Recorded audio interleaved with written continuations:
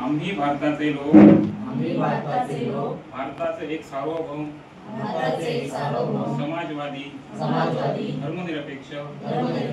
लोकशाही गणराज्य घडवण्याचा व त्याच्या सर्व नागरिकास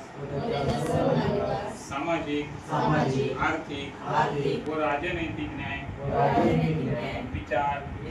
अभिव्यक्ती विश्वास श्रद्धा व उपासना यांचे स्वातंत्र्य दर्जाची व संधीची समानता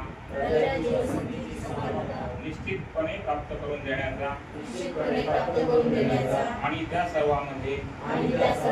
व्यक्तीची प्रतिष्ठा व राष्ट्राची एकता आणि एकात्मता यांचे आश्वासन देणारी बंधुता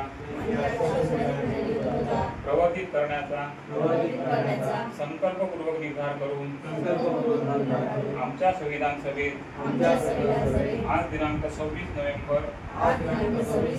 1949 रोजी याद्वारे हे संविधान